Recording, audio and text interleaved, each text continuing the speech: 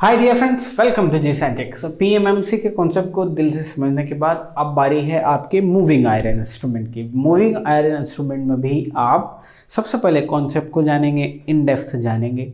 उसके बाद हम देखेंगे कि मूविंग आयरन का टॉर्क इक्वेशन क्या है, जो कि आप शॉर्टकट अभी तक पढ़ते आए हैं, वो कैसे डिराइव हुआ है, हम उसको प्रॉपर तरीके से डिराइव करने वाले हैं। उसके बाद हम एरर्स इन मूविंग आयरन पढ़ने वाले हैं, जैसे कि हमने पीएमएमसी में पढ़ा था। उसके बाद हम क्वेश्चंस लेंगे मूविंग आयरन के, उसके बाद नेक्स्ट टॉपिक स्टार्ट करेंगे। ठीक है, चलिए। तो मूविंग आयरन आपका टॉपिक नहीं, चलिए भैया मूविंग आयरन। ठीक है, प्रोनाउंसिएशन में इसको आयरन भी बोलते हैं, आयरन की जगह आयरन बोलते हैं, मूविंग आयरन। तो मूविंग आयरन अपन तो वही बात करेंगे जो अपन थोड़ा सा पढ़ते आए हैं करके, मूविंग आयरन, है ना। तो मूविंग आयरन नाम से ही, जैसे कि उसमें था ना permanent magnet moving coil, coil move कर रही थी, परमानेंट मैग्नेट में कर रही थी, इसलिए पीएमएमसी नाम था। लेकिन यहाँ पे मूविंग आयरन इंस्ट्रूमेंट है। सो समझेंगे कि क्या है मूविंग आयरन इंस्ट्रूमेंट। ठीक है, सो देखो जरा डायग्राम बनाता हूँ, उसके बाद में बात करता हूँ। अच्छा चलो, उससे पहले मूविंग आयरन जो इंस्ट्रूमेंट होता है ना, एक रफ एंड टफ टाइप का है। रफ एंड टफ टाइप का इंस्ट्रूमेंट है, वेरी चीप है ना। बट पीएमएमसी इतना एक्यूरेट नहीं है। हमने बात करी थी ना, PMMC is the most delicate sophisticated version of the instruments. लेकिन एमआई इंस्ट्रूमेंट के साथ ऐसा नहीं है, रफ एंड टफ है। कहीं भी यूज करो, एसी के लिए करो, डीसी के लिए करो, सब चलेगा। लेकिन केयर वेयर भी इतना जरूरत नहीं जितना पीएमएमसी को जरूरत है। बट पीएमएमसी इतना एक्यूरेट नहीं है ये। ठीक है, समझते हैं मूविंग आयरन में क्या मूविंग आयरन है और क्या है इसके पर्दे के पीछे की कहानी। ठीक है, डायग्राम बनाता हूं। चलिए, तो फिर आप डायग्राम देखिए जरा। अब डायग्राम को देख के आपको ये समझ में नहीं आ रहा है ये क्या बला है। ये तो स्ट्रक्चर समझ में आ रहा है, लेकिन ये समझ में नहीं आ रहा है। ठीक है, तो एक्चुअली ये हमने एक कॉइल को काट के बनाया है। मैं आपको समझाता हूँ। वो कॉइल इस टाइप से है कि उसका यदि फ्रंट व्यू आपके सामने रख दूँ तो वो ऐसा दिखेगा। ठीक है, आपने देखा ना, एक सर्कुलर टाइप का स्ट्रक्चर है। इसका फ्रंट व्यू देख रहे हैं आप, ध्यान से देखिए जरा, ये फ्रंट व्यू। ये दोनों जो स्ट्रिप देख रहे हो ना, एक सर्कुलर प्लेट्स हैं लाइक दिस। इसका साइड व्यू देख लो लाइक दिस। ये जो है ना दोनों, ये ऐसे बनी हुई है। ठीक है, अब क्या है, यहाँ पे वायर्स लिपटे हुए हैं। आपकी कॉइल है ना राजा, तो वायर्स हैं आपके पास। ये यहाँ से यहाँ तक ये वायर्स हैं, ये वायर्स है। आगे बात समझ में। अब आपके दिमाग की बत्ती जली। ये ऐसे वायर लिपटे हुए हैं, मतलब एक गोल गोल स्ट्रक्चर में वायर लिपटे हुए हैं, कॉइल्स लिपटी हुई हैं। ठीक है, एक गोला स्ट्रक्चर है इस टाइप का, और उसमें आपने वो पतंग वाला वो देखा है, पतंग वाला वो क्या बोलते हैं उसको, वो चक्कर गिन्नी बोल लो, जो बोल लो। ठीक है, उसमें आपका धागा लिपटा हुआ होता है ना, डोर आपकी सेम टू सेम कहानी। ठीक है, अब इसको पढ़ाने के पॉइंट ऑफ व्यू से मैंने क्या किया, ये इसको भगा दिया आपको समझाने के लिए, क्योंकि अब ये अंदर वाली कहानी बस आपको इससे दिखेंगी। तो यहाँ पे मैंने ये इस टाइप से ये डॉट बना दिया है। तो ये वायर हैं, कॉइल के वायर हैं, जिसमें एक पर्टिकुलर डायरेक्शन में करंट फ्लो हो रहा है। सपोज करंट ऐसा फ्लो हो रहा है, करंट ऐसा फ्लो हो रहा है, तो यहाँ से इन वाले वायर से करंट आता हुआ दिखाई देगा। तो आता हुआ के लिए मैंने डॉट बना दिया, और यहाँ करंट में यहाँ के वायर्स में करंट जाता हुआ दिखाई देगा, तो इसलिए क्रॉस बना दिया। ट्रेन जब गुजरती है उसके एक वहाँ पे भी क्रॉस बना होता है ना, लास्ट डिब्बे पे जा रही है भाई, जाने का सिग्नल है ना। तो ये बन गया आपका काट के समझाने के लिए। ये आगे बच्चों में अब स्टार्ट करें मूविंग आयरन। जैसा कि नाम है ऐसा इसका काम है, तुरंत आपको समझ में आने वाला है कॉन्सेप्ट। देखिए प्यारे बच्चे, आपकी जो करंट आपको मेजर करनी है वो आपको एक कॉइल से फ्लो करवाना है। तो ये रही आपकी कॉइल ना, कॉइल में करंट फ्लो हो रहा है, इस कॉइल में करंट फ्लो हो रहा है। तो बताओ मेरे को, magnetic field will be there और नॉट। करंट फ्लो होता है, मैग्नेटिक फील्ड ऑटोमेटिक आ जाता है। तो इस पर्टिकुलर कॉइल में करंट फ्लो होने की वजह से एक magnetic field inside the coil structure set हो जाएगा कि नहीं। एक मैग्नेटिक फील्ड सेट हो गया, एक मैग्नेटिक फील्ड सेट हो गया। अब आप मुझे बताइए, बचपन में आपने भी बहुत किया होगा, क्या किया होगा, एक मैग्नेट लोहे के पास ले जाके लोहे को चिपकाया होगा। बचपन में आपने जरूर किया होगा। मैग्नेट हाथ में आपने जरूर ली होगी, और मैग्नेट का क्या काम है, आयरन से बनी हुई चीजों को अट्रैक्ट करना। यस और नो। अब आप मुझे बताइए, यदि यहां पर मैग्नेटिक फील्ड सेट होता है तो क्या ये वेन जो है, यही आयरन है, इसको मूविंग वेन भी बोल सकते हैं या सॉफ्ट आयरन भी बोल सकते हैं। This is nothing but soft iron plate, ठीक है, या फिर एक वेन, आप जो भी बोलना चाहें इसे, ठीक है। अब ये जो इसेंट्रिकली माउंटेड है, ये एक इलिप्टिकल है ना, इसेंट्रिसिटी के अक्रॉस माउंटेड है, तो प्यारे बच्चे ये इसकी तरफ अट्रैक्ट होके ऐसा बनना चाहेगी कि नहीं बनना चाहेगी, आप मुझे बताइए जरा। ये ऐसा बनना चाहेगी कि नहीं अट्रैक्ट होके, यस और नो। ये अट्रैक्टेड प्लेट मैंने आपको बताई। तो जब ये अट्रैक्ट होके ऐसा बनेगी, उस टाइम पे आपके पॉइंटर भाई साहब यहाँ पे डिफ्लेक्शन देंगे कि नहीं देंगे, बताइए राजा, यस और नो। तो बिकॉज ऑफ दिस करंट यहाँ पे मैग्नेटिक फील्ड जनरेट हुआ, उस मैग्नेटिक फील्ड की वजह से ये आयरन जो है, सॉफ्ट आयरन जो है, इसकी तरफ अट्रैक्ट हुआ, अट्रैक्ट होने की वजह से डिफ्लेक्शन हुआ, डिफ्लेक्शन पॉइंटर पे मेजर हुआ, डिफ्लेक्शन पॉइंटर पे शो हुआ और आपकी स्केल पे मेजर हो गया। तो आपने इनपुट क्वांटिटी को मेजर कर लिया या नहीं कर लिया, बताइए मुझे, बताइए। तो ये जो है, ये है आयरन बॉडी, ये क्या करती है, मूव। इसका नाम क्या हो गया, मूविंग आयरन। क्या हो गया इसका नाम, मूविंग आयरन। समझ में आई बात। अब देखो जरा ध्यान से, ये प्लेट जो है, मूविंग आयरन जो है, ये रोटेट हो रहा है ना, इसके साथ इसके रोटेशन में जुड़ी हुई है स्प्रिंग। ये रही बच्चे स्प्रिंग। स्प्रिंग का काम क्या है, इसको कंट्रोलिंग टॉर्क प्रोवाइड करना, कंट्रोलिंग टॉर्क प्रोवाइड करना, ठीक है। आपके आयरन के मूवमेंट के कारण डिफ्लेक्शन टॉर्क प्रोड्यूस हो रहा है, स्प्रिंग की वजह से कंट्रोल टॉर्क है। साथ में मैंने आपको डैम्पिंग भी शो कर दिया।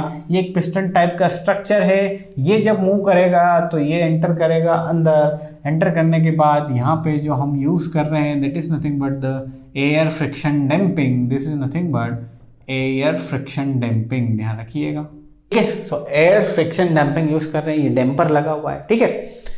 ये जो है, ये पॉइंटर है, ये स्केल है, समझाने की नीड है क्या मुझे, नहीं है। कॉन्सेप्ट समझ में आया। अब देखो जरा ध्यान से, आपने सपोज एसी क्वांटिटी को इस कॉइल में दिया, एसी क्वांटिटी को इस कॉइल में दिया, तो भी मैग्नेटिक फील्ड सेट होगा, तो भी इसको क्या करेगा, आपको प्लेट को क्या करेगा, अट्रैक्ट करेगा, यस और नो। तो एसी क्वांटिटी दो तो भी डिफ्लेक्शन होगा, डीसी क्वांटिटी दो तो भी मैग्नेटिक फील्ड सेट होगा, और मैग्नेटिक फील्ड हमेशा इस वेन को अपनी तरफ खींचेगा। यानी कि चाहे एसी दे दो चाहे डीसी दे दो, आपका मूविंग आयरन आपको मेजर करके दे देगा, यस और नो। प्रिंसिपल समझ में आया है ना। अब देखो जरा होता क्या है, होता ये है कि ये एक कॉइल है, कॉइल में है मैग्नेटिक फील्ड सेट हो रहा है ना। तो कॉइल में नंबर ऑफ टर्न्स है, कॉइल का अपना इंडक्टेंस है, यस और नो, बताइए मुझे, ध्यान से सुनिएगा। एक गहराई में मैं आपको एक बात बता रहा हूं। आपके पास सपोज एक कॉइल है, उस कॉइल में यदि, ध्यान से सुनिए, मैं आपको कुछ ऐसा समझाने की कोशिश करता हूं ताकि आपको आसानी से मैं जो बोलना चाह रहा हूं वो ग्रास्प हो जाए। ये कॉइल है, इस कॉइल में सपोज आप करंट का सप्लाई कर रहे हैं, सपोज फॉर एग्जांपल इसमें करंट सप्लाई किया आई, तो ये करंट सप्लाई करने से इसमें क्या मैग्नेटिक फ्लक्स प्रोड्यूस होगा, यस और नो। मैग्नेटिक फील्ड या फ्लक्स के लो, मैग्नेटिक फील्ड सेट हो जाएगा, यस और नो, है ना। और उसी की वजह से कॉन्सेप्ट आया आपका इंडक्टेंस का ना, इंडक्टेंस। अब इंडक्टेंस का, इसकी कैपेसिटी जो है मैग्नेटिक फील्ड को शो करने की, इंडक्टेंस की बात हुई, तो मेरे को एक बात बताओ, एक कॉइल में इंडक्टेंस होता है, ठीक है, मैग्नेटिक फ्लक्स होता है, ठीक है। नाउ यदि इस कॉइल में आप एक कोर ले आए, ध्यान से आपने पढ़ा है ये कॉन्सेप्ट आप जानते हैं, मान लो एक आयरन कोर ले आए, इस आयरन कोर को ले आने से इसमें जो फ्लक्स है ना, पहले के मुकाबले और ज्यादा प्रोड्यूस होगा। मतलब इस कॉइल का जो इंडक्टेंस है ना वो बढ़ जाएगा। इंडक्टेंस बढ़ना मतलब इसकी जो कैपेसिटी है ना मैग्नेटिक फील्ड स्टोर करने की, वो बढ़ जाएगी। तो किसी भी कॉइल में कोर लेके आते हैं तो उसका मैग्नेटिक फील्ड जो है, फ्लक्स जो है वो बढ़ जाता है। फ्लक्स कैरिंग कैपेसिटी बढ़ जाती है, फ्लक्स स्टोरिंग कैपेसिटी बढ़ जाती है, मैग्नेटिक फील्ड बढ़ जाता है, यानी कि इंडक्टेंस बढ़ जाता है। अब आप मुझे बताइए, बेस्ड ऑन दिस कॉन्सेप्ट, इस कॉइल के पास ये मूविंग स्ट्रक्चर आ रहा है, मतलब एक कोर टाइप का स्ट्रक्चर आ रहा है, तो इस पर्टिकुलर कॉइल से एसोसिएटेड फ्लक्स जो है वो क्या होगा, बढ़ेगा। वो क्या होगा, बढ़ेगा, फ्लक्स बढ़ेगा। यस, फ्लक्स जो है वो बढ़ेगा। फ्लक्स कब बढ़ेगा, जब करंट ज्यादा से ज्यादा दोगे तो और ज्यादा फ्लक्स बढ़ेगा। तो करंट तो जितना करंट देंगे उतना ही ये इस टाइप से खींची चली आ रही है कि नहीं आ रही है। तो यानी कि इंडक्टेंस बढ़ रहा है, इसके इधर जाने से इस कॉइल का इंडक्टेंस बढ़ रहा है, कॉइल का सेल्फ इंडक्टेंस बढ़ रहा है। तो इसलिए मूविंग आयरन को हम बोलते हैं सेल्फ इंडक्टेंस बेस्ड इंस्ट्रूमेंट है ये, है ना। आपकी कॉइल का इंडक्टेंस जो है वो चेंज होता है, इसमें इंडक्टेंस जो होता है चेंज, और क्यों होता है, बस सारा लोचा तो वही है, मैग्नेटिक फील्ड की वजह से ये अट्रैक्शन होगा, इसके अट्रैक्शन की वजह से इस कॉइल का जो सेल्फ इंडक्टेंस एल है, सेल्फ इंडक्टेंस एल जो है वो बढ़ रहा है, यानी कि जो फ्लक्स कैरिंग कैपेसिटी है यहाँ पे वो बढ़ रही है। ये दोनों फिनोमेना अकर होते हैं यहाँ पे। समझ में आ रहा है ना बात। ये मूविंग आयरन इंस्ट्रूमेंट के अंदर की कहानी मैंने आपको बताई, मूविंग आयरन इंस्ट्रूमेंट के अंदर की कहानी मैंने बताई। एसी दे दिया, डीसी दे दिया, तो भी दोनों सेट में काम हो रहा है। अब देखो प्रिंसिपल आपको समझ में आ गया। अब ऑन बेसिस ऑफ दिस दो तरीके से मूविंग आयरन को आप बना सकते हैं। मूविंग आयरन इंस्ट्रूमेंट को आप दो तरीके से बना सकते हैं। कौन कौन से दो तरीके या कौन कौन से दो टाइप इसके होते हैं। नंबर एक होता है अट्रैक्शन टाइप और दूसरा है रिपल्सन टाइप। रिपल्सन और अट्रैक्शन, इसका मतलब क्या, अट्रैक्शन जो आपको मैंने बताया वो attraction type moving iron instrument है। अट्रैक्शन का सीधा सा मतलब है कि जो मूविंग आयरन रहेगी ना, जो मूविंग वेन रहेगी, जो सॉफ्ट आयरन रहेगा, वो मैग्नेटिक फील्ड की तरफ अट्रैक्ट होगा और बेस्ड ऑन दैट अट्रैक्शन आप यदि सिस्टम को डिजाइन किए तो वो attraction type moving iron instrument हो गया। अब चाहे अट्रैक्शन टाइप मूविंग आयरन हो, इसको अट्रैक्शन टाइप मूविंग आयरन को डीसी दे दो, एसी दे दो, मेजर करेगा। समझ में आ गई। No what is the repulsion type then, what is the repulsion type then. अब समझना जरा ध्यान से मैं अब इसके स्ट्रक्चर को, ये मैंने काट के आपको व्यू दिखाया था, फ्रंट व्यू। अब इसको मैं टॉप व्यू से दिखाऊंगा, बट एक कॉइल को देखो कैसे दिखाने वाला हूं। देखो जरा ध्यान से, मैं रिपल्सिव टाइप की बात कर रहा हूं, आपको दूसरा जो टाइप है उसकी मैं बात कर रहा हूं। आपकी जो कॉइल थी ये एक ऐसा गोल वाला स्ट्रक्चर था ना, ये ऐसा जो हमने बात की थी, और इसमें अंदर आपकी कॉइल्स हैं, और उसको मैंने आपको इस टाइप से दिखाने की कोशिश करी है। क्यों? क्योंकि आपको समझ में आ जाएगा क्यों। तो यहाँ पे तो कॉइल्स लिपटी हुई हैं, यू नो वेरी वेल, ये कॉइल्स लिपटी हुई हैं यहाँ पे। तो ये स्ट्रक्चर आपको समझ में आई गया है कि क्या है। यहाँ से यदि इनकमिंग सा दिख रहा है तो यहाँ आउटगोइंग दिख रहा है ना। एक गोल स्ट्रक्चर में आपका करंट ऐसे ऐसे ऐसे ऐसे ऐसे हो रहा है, ठीक है। अब होता क्या है, इसके अंदर मैग्नेटिक फील्ड जनरेट होगा, है ना। ये पूरा गोला है, ये गोला कैसा है, ये पूरा गोला है, ऐसा गोला है, ठीक है। और यहाँ पे ये कॉइल लिपटी हुई है, इस गोले को अपन ने काट के मैं आपको ये वाला स्ट्रक्चर दिखाने की कोशिश कर रहा हूँ। तो इस गोले में पूरा मैग्नेटिक फील्ड जनरेट होगा, ठीक है। तो इस गोले से एक प्लेट अटैच्ड है, इस गोले के जो दीवार है ना उस पर एक प्लेट अटैच्ड है, एक प्लेट अटैच्ड है, ठीक। Okay, now because of this magnetic field ये मैग्नेटाइज्ड हो जाएगी ना, हाँ मैग्नेटाइज हो जाएगी। अब यहाँ पे आपका जो सिस्टम है, रोटेटिंग सिस्टम, पॉइंटर समझ लीजिए आप, ये है यहाँ पे, तो ये है, और यहाँ पे ये स्प्रिंग से स्प्रिंग कंट्रोल्ड हो रहा है। तो ये स्प्रिंग कंट्रोल भी मैंने कर दिया आपके सामने, ठीक है। अब ये जो रोटेशन होगा तो यहाँ पे भी सेम टू सेम एक प्लेट लगी हुई है। ये जो रोटेशन है ना इस पे भी एक प्लेट लगी हुई है जो कि सेम टू सेम, इसकी दीवार पे जो प्लेट है ना सेम टू सेम है। अब because of this magnetic field, ध्यान से सुनना, because of this coil magnetic field, यदि ये ब्लू वाला NS टाइप से इस टाइप से मैग्नेटाइज हुआ तो अंदर वाली प्लेट भी NS टाइप से ही मैग्नेटाइज होगी, है ना। अब दो same plate same magnetic field की यदि एक साथ रखी हो तो वो एक दूसरे को रिपल करेगी। बचपन में किया कि नहीं, दो मैग्नेट एक साइड से तो वो अट्रैक्ट करती है, चिपक जाती है, और दूसरी साइड से वो क्या करती है, रिपल करती है। सेम कॉन्सेप्ट, यानी कि दो सेम मैग्नेट आप पास में लाओगे, एन एस, ये एन ये एस, ये एन, अच्छा इसको ऐसे, हाँ ये सेम है, तो ये दोनों अट्रैक्ट करेगी। लेकिन किसी एक को उल्टा कर देंगे, ये दोनों इस टाइप से हैं तो ये रिपल करने वाले, लेकिन एक दूसरा उल्टा हो गया तो ये दोनों एक दूसरे को अट्रैक्ट करेगी। तो अब यहाँ पे ये अंदर वाली प्लेट और स्पिंडल पे जो लगी प्लेट है, दोनों में सेम मैग्नेटिक फील्ड, दोनों सेम मैग्नेटाइज्ड हुई, सेम टाइप के मैग्नेटाइज होने से दोनों एक दूसरे को रिपल करेंगी।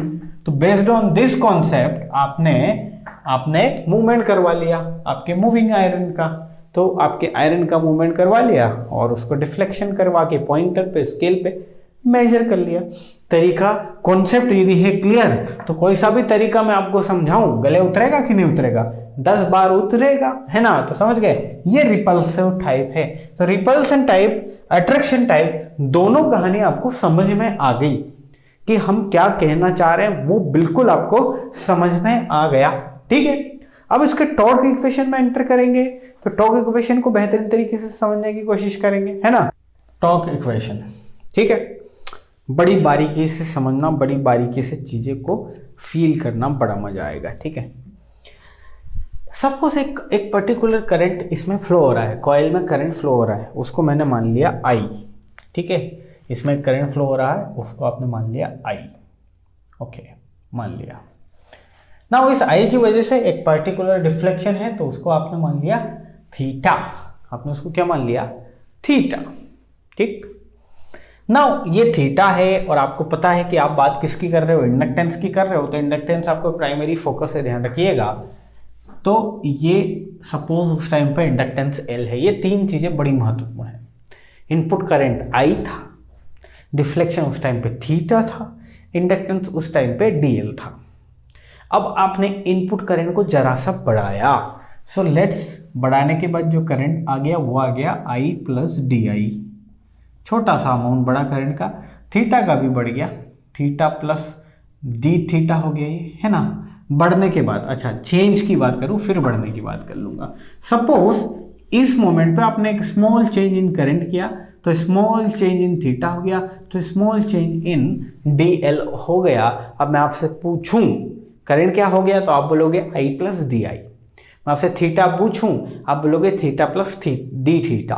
मैं आपसे पूछूं इंडक्टेंस क्या हो गया, L प्लस DL, बोलोगे कि नहीं, आप बोलोगे, है ना। अब जरा ध्यान से देखो, तीन चीजें यहां पे हो रही हैं, सिर्फ और सिर्फ तीन चीजें हो रही हैं। उन तीनों चीजों से टॉर्क इक्वेशन जनरेट होगा प्रिंसिपल ऑफ एनर्जी कंजर्वेशन को यूज करके। देखो तीन चीज क्या हो रही है।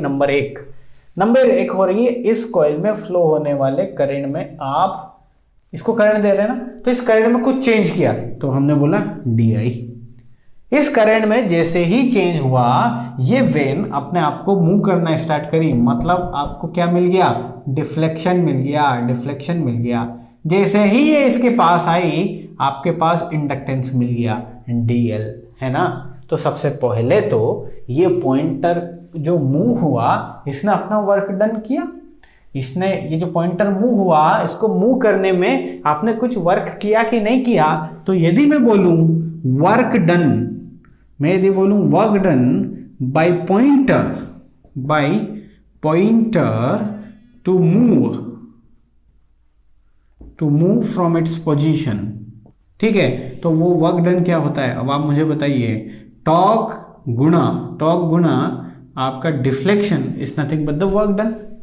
देखो force into distance is nothing but the work done. Now angular displacement यदि आपके पास है जो कि है डी थीटा, तो आपको टॉर्क की नीड रहेगी। सो torque Guna D theta, this is your work done, yes और नो। बड़ा क्रूशियल बात है, ये ध्यान रखना है आपको, बड़ा क्रूशियल इक्वेशन है, ध्यान रखना, ठीक है। तो जो भी इनपुट आपने दिया ना, इस इनपुट की वजह से ये वर्क डन हुआ, साथ में कुछ और भी तो हुआ। साथ में ये हुआ कि सर इंडक्टेंस चेंज हो गया, तो इस इंडक्टेंस चेंज की वजह से क्या, ये जो मैग्नेटिक फील्ड स्टोर हो रहा है ना, यार इन कोयल का क्या काम है, मैग्नेटिक फील्ड को स्टोर करना। तो आपका कोर आ रहा है पास में, कोर के आने से इंडक्टेंस बढ़ रहा है, मैग्नेटिक फील्ड को स्टोर करने की कैपेसिटी बढ़ रही है कि नहीं बढ़ रही है। So because of this current I, magnetic field को स्टोर करने की कैपेसिटी बढ़ रही है, वर्क डन के साथ साथ मैग्नेटिक फील्ड और ज्यादा स्टोर हो रहा है। यस और नो। दूसरा काम, पहला वर्क हुआ आपका, पॉइंटर मूव हुआ तो पॉइंटर ने वर्क डन किया, नोट कर लिया। दूसरा सबसे बड़ा काम हुआ, मैग्नेटिक फील्ड जो है ना वो और ज्यादा स्टोर हुआ। यस और नो, मैग्नेटिक फील्ड और ज्यादा स्टोर हुआ। तो तीसरा बात ये कि जो इनपुट करंट हुआ ना, तो इनपुट करंट आपका DI बढ़ गया। तो बिकॉज ऑफ दिस इनपुट ये दोनों चीजें हुई। यानी कि इनपुट में यदि आप DI इंक्रीमेंट करते हो तो उस DI की वजह से ये दोनों चीजें घटित हो रही हैं। नो, एनर्जी कंजर्वेशन रूल, जो एनर्जी दिया है सेम टू सेम मिलेगा। सो ये एनर्जी, यहां से एक एनर्जी की बात करेंगे हम, उस एनर्जी से इन दोनों इफेक्ट को कंसिडर करने के बाद इक्वेशन को कंपेयर करेंगे। तो डी थीटा की जब बारी आ रही है तो वर्क डन हुआ, उस वर्क डन को आपने नोट कर लिया। अब मैग्नेटिक फील्ड जो स्टोर हुआ ना उसकी भी वैल्यू निकाल लेते हैं। मैग्नेटिक फील्ड जो स्टोर हुआ ना उसकी भी वैल्यू निकाल लेते हैं। तो आप मुझे बताओ, ये तो पहली बात आपने संपन्न कर ली। आप दूसरे पे बात कर रहे हैं, वो है मैग्नेटिक फील्ड पे फोकस कर लिए। अब बताइए आप, energy stored coil, suppose coil का इनिशियल, जैसे कि मैंने बोला इनिशियल उसका जो आपका जो इंडक्टेंस था वो L था, तो half LI², if you remember half LI², ये एनर्जी स्टोर होती है, ये पहले थी। कब? जब DI नहीं, लेकिन जैसे ही DI जैसे ही दिया, जो एनर्जी हो गई राजा वो क्या हो गई, वो हो गई हाफ L, क्या बन गया, L बन गया L प्लस DL, I क्या बन गया, I बन गया I प्लस DI²। ये एनर्जी हो गई। किसी को कोई परेशानी हो तो बताए, ये नई एनर्जी हो गई कि नहीं? दो चीजें हुई आपके इनपुट करंट से, एक तो ये वर्क डन हो गया, दूसरा ये हुआ। तो चलो इसको एक्सपांड करके लिख लूं जरा। यानी कि एनर्जी जो स्टोर हुई यहां से यहां पहुंच गई, आपको समझ में आया?